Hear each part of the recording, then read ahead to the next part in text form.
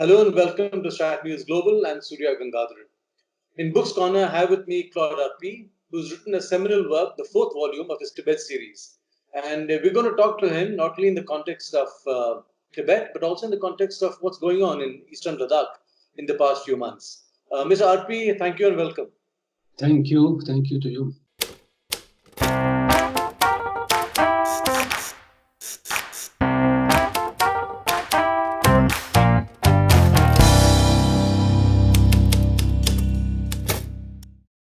Mr. Arpi, this is the fourth volume of your series on Tibet. And where did you get onto a research of this kind? You see, I'm following what's happening in China, and I see that China is so good at propaganda that they just change the history. And I spent 4 or 5 years of my life, the last 4 or 5 years, doing this research in National Archive, in the Nehru Memorial Library, and other places, because I wanted to put on record that what the Chinese propaganda says about Tibet today, it is not true, and it has not always been like that. And Tibet and India had a very deep relation since centuries, actually. And the entire Himalayan belt had this relation. So I wanted to put this on record. And not on, you see, very often you find books written by Americans about the CIA role in Tibet and like that. But you never find anything written about the relation between India. One of the reasons is that the archives are closed and it's very difficult of access. But it's what I wanted to put. So I did that so that it keeps on record the close relation, art relation between Tibet and India. You mentioned that parts of the archives are closed to your research. Was there any reason why the MEA gave you that? MEA shuts those doors? That's a very complicated issue, but basically the MEA should have a historical division. Till the 1990s, there was an historical division. Every Ministry of Foreign Affairs or External Affairs in the world has a historical division. When you have an issue in Depsang or in Galwan, you know, the person who is responsible for the relation with China, he will not know the historical background. So he has to refer to that historical division. Now, for some reason, because people say that some of the officers, they believe they know everything, which is not always the case. You have to refer to some professionals which are outside the ministry, but part of the ministry as a division. Now, that's the basic thing. And the second problem is also that the Ministry of External Affairs do not transfer the files to the National Archive of India. By law, they have to, after 25 years, it's compulsory to transfer this file. It's not done because mainly they don't have the personnel. They would have to take outside people to do that job of historian. It's basically a job of historian, and they are diplomats. It's two different jobs. So as a result, I didn't get all the file that I wanted. Mainly between 1960 and 62 were two very crucial years because it's just before the war, the border war with China. So I tried to reconstitute as much as I could, but maybe I have not done fully what I was wanting to do. Now, I've gone through your book. The impression one gets is that India perhaps did not put up the kind of diplomatic fight, perhaps, the political fight, perhaps, to retain its position in Tibet. Would you agree with this? Is this what you're trying to say? I have 200% agree with this. I mean, we are all aware of that letter of Sardar Patel on the November 7, 1950, just 1 month after the invasion of Eastern Tibet. And in that letter, Sardar Patel, in 4 pages, detailed the implication for India. It was not only the implication for the Dalai Lama, the Tibetan people, the Tibet as a nation, but the implication for the frontiers of India. And what we see today in Eastern Ladakh is just a consequence. Though the operation in Eastern Ladakh are more with Xinjiang than Tibet, but it's a consequence of that policy. And it's very unfortunate. And in 1954, again, there was a 4 months negotiation for the Panchil, and India gave away all the advantages and all India had a consulate general. India had three Indian trade agency, ITAs, one in Yatung in Chumbi Valley, very close to Sikkim, one in Gyatse in central Tibet, and one in Gartok, which was very important, which is in western Tibet, in Nari province of Tibet, and which was dealing and monitoring all the trade between the Himalayan region and Tibet. And that trade provided livelihood to the entire what is Garhwal, what is Uttarakhand today, Kinnaur, Spiti, Ladakh. Everyone would live of this trade. And suddenly, once the 1954 agreement was signed, China progressively started closing down this border and cutting the livelihood of the people of this Himalayan region, which is a tragedy. Realistically, what is it that India could have done? We were a newborn country, militarily no position to take on China. Perhaps that was a realization with Nehru. Do you think that was the reason? You see, the British, they were good strategists. To build an empire, you have to be good strategists. Just before they left, a few months before, they prepared a note how to defend Tibet. They drew a line, Chamdo, Lhasa, and Western Tibet. And they said, either if the Russians or the Chinese cross that line, we will have to intervene militarily. So there was a lot of discussion, mainly in the air headquarters, how many squadron you would require. Some people said 3 squadrons will be enough to defend Tibet, some 7.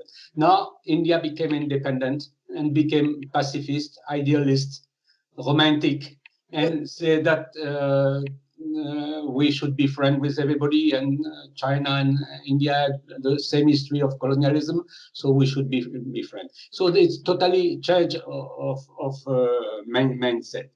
But at the same time, some of the officers, Indian officers posted in Tibet, like Mr. Sumal Sinha, who was the head of the mission till 1950.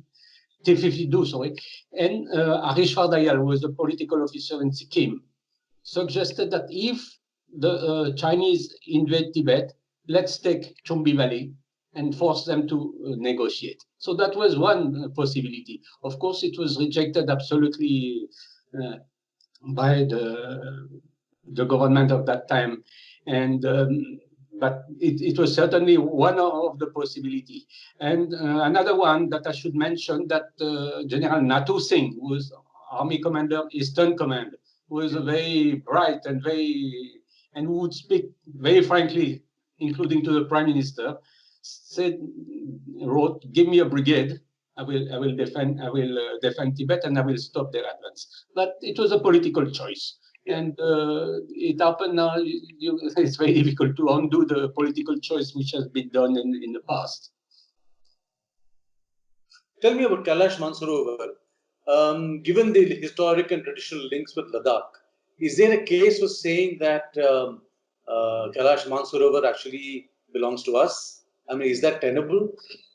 No, there was a small village called Minsar, which belonged to Ladakh, to the Maharaja of GNK. And still today on paper, that village, that small enclave, the use of this enclave was to collect revenue to pay for the butter lamps and all the offerings for the pilgrims going to Kailash Mansarovar. But you see, the government of India at that time said, we are not colonialists, we don't want any foreign enclave in other countries. So once they had accepted that Tibet was no more independent country, suddenly they said, we don't want to interfere with Minsar, because it could be compared to Goa, for example, which was a Portuguese enclave, or Pondicherry, a French enclave. So at that time they thought, let's drop Minsar. And I want to mention also that the Bhutanese had 8 enclaves in Tibet around the Kailash. And one, Darchen, is a very important town. Was the base camp for the Kailash parikrama. And still it's on paper. And I think the Bhutanese once or twice asked the Chinese diplomats about it, but they don't want to hear about it. But it's still on paper. It belongs to Bhutan or Minsar to India. So can it be used as some kind of diplomatic leverage against China, or we have foreclosed that option? I think it can be used, but the issue is how you will manage this place, which is very far away. If you don't have, you see, today it's very difficult to go to Tibet.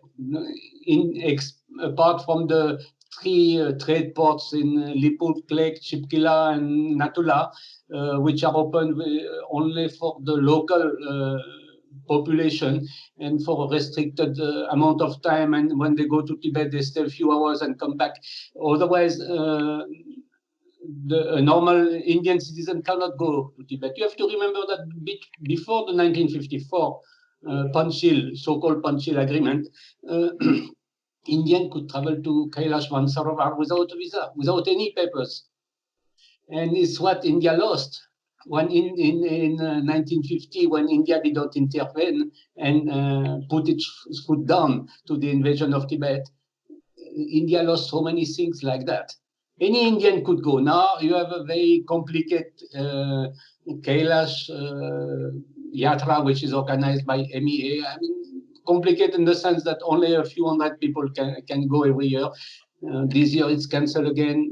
In 2017, during Doklam, it was cancelled. So India has lost this and has lost the entire trade. China is speaking about Silk Roads. Is speaking about CPEC, the China-Pakistan Economic Corridor. But what about the hundreds of corridors between the Himalayan region and Tibet? Demchok is closed. From Demchok in the west to Kibutu in the east, everything is closed. Once in a while, you have this BPM, this border post meeting, but it's just for India's independence or China's Republic Day on October 1st. But there is no more people-to-people contact. So it's what India lost. So when China speak about having Silk Roads, what about these, which are the original Silk Roads? This is gone. So what would you say is missing in India's Tibet policy? What is that big gap that you see? I think so many things are missing. And what was wrong in 2018 when the government asked each and every official from the government, including the army, including the Corps, which is based in Yol, they were not allowed to meet the Dalai Lama. That is wrong, because since 1959, Dalai Lama was not allowed to do politics, but he was allowed to meet anybody he wants. That was wrong. What is missing today is coordination. You know, I think India needs a coordinator for Tibet affairs and for Himalayan affairs. And this coordination should come only from the PMO. Because if you have only the Home Ministry, he will deal only with visa restriction and all this. If you have someone from the MEA, he will deal only with the diplomatic. He will be even more shy to take a bold decision. So same thing if you take from MOD, that person will see only from MO point of view for military operation. You need someone who can coordinate with Dharamsala, the policy. And Dharamsala also has to speak out what's our policy vis-a-vis India and vis-a-vis the borders. Now, the middle path approach of the Central Tibetan administration unfortunately do not take into account the borders of India, because in that middle path approach, the foreign affairs and defense are with China. China will not agree, but suppose they would agree, it doesn't solve the India's problem on the border. Because the defense and foreign affairs, the border comes under defense and foreign affairs. So that would not solve. So I think India should have discussion with the Tibetan. Very soon there'll be a new president in Dharamsala. What Tibet wants, what the Tibetan wants. But you have to realize that whatever happens in India, people in Tibet will know. When these operations south of Pangong Lake took place, I think the entire population in Tibet got to know what has happened and what role the Tibetan. And they can see that the Tibetans are genuinely with India by art, by culture, by civilization. Even if you take the Tibetan scripts, it's derived from a Gupta script.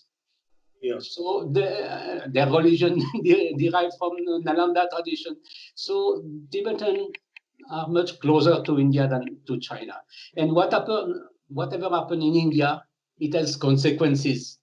That's why Mr. Xi Jinping is so nervous that last month he conveyed that big 7 Tibet work forum, and there was 250 or 300 officials, the top official, including the member of the Central Military Commission, the member of the Politburo, all the top provincial leaders, and very few Tibetans, no Lama, but they are nervous of what's happening on the border. They are speaking of stabilization of the border. Every 2 words they speak about stabilization of the border. So I think it's one thing that India should look into, because their border is not stable because of the Tibetan factor. I don't call it card. Card is not a nice name, but there's a Tibetan factor, and there's a closeness between India and Tibet.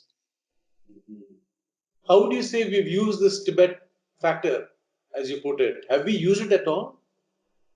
I think very in a confused manner, in different. I think India, the government should think, and at the highest level, I'm saying, to have a Tibet policy, a coherent and coordinated Tibet policy. Coordination is the key. Otherwise, one ministry will do one thing and another ministry will do another thing. So I think it has to come from the top and from the PMO, and it should be closely linked with the Himalayan regions also, which are some of these regions, like Ladakh is a Buddhist region, and also Tawang and some other area in Arunachal, in Upper Subansari or Upper Siang, Spiti, Kinnaur in Himachal. So the policy should be coordinated. They should not be just ad hoc and just doing something because something else happened. No? There's never been a coordination. Yeah. I mean, the question here is, would that violate the agreement India has made that Tibet is a part of China, I mean, does it in any way shake that, since we are so rule bound, so legally bound? Yeah, in one way it will be, it will shake a little bit the one China policy, but China is checking whatever they want from India. I mean, when they enter things that they have, officially they never given their maps.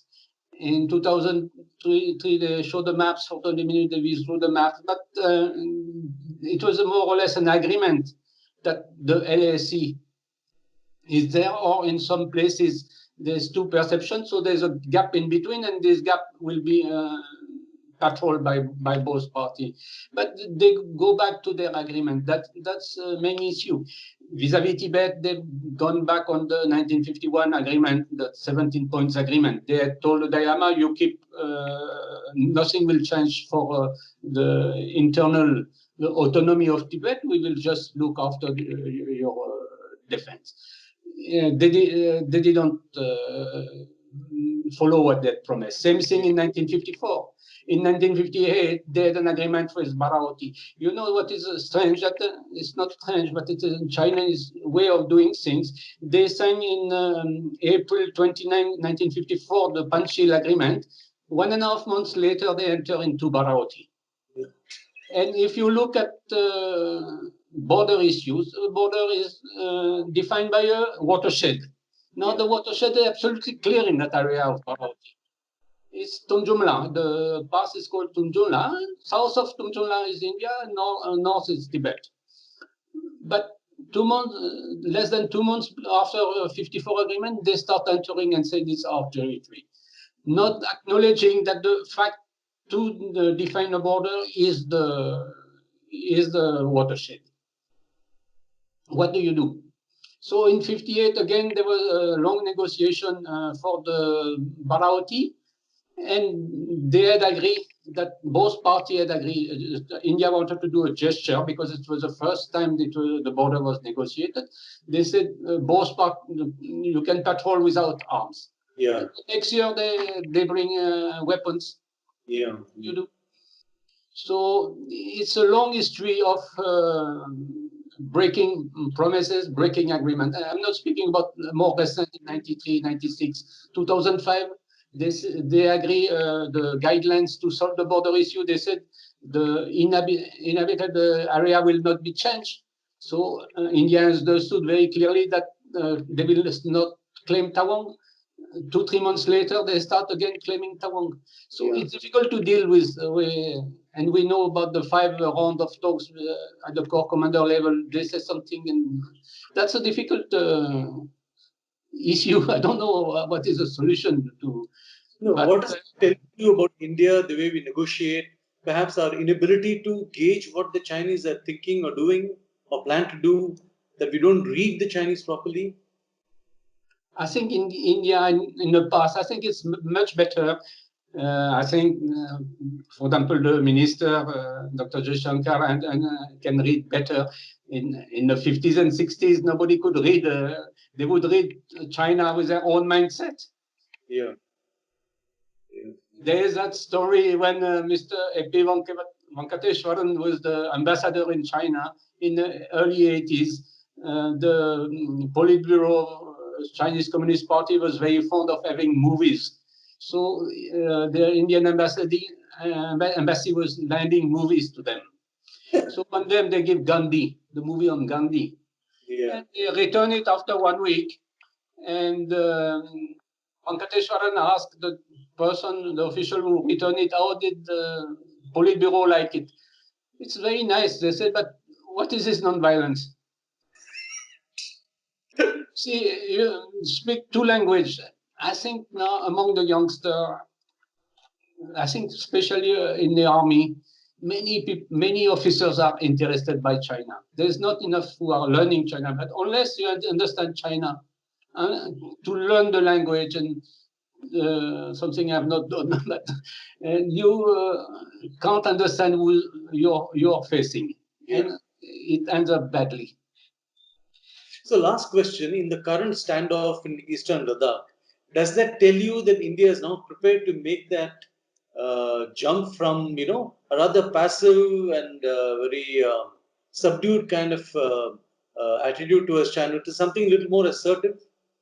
I think so. I think it has opened many things are going to change. It will take some time, but you see the way the people think, it takes time to change.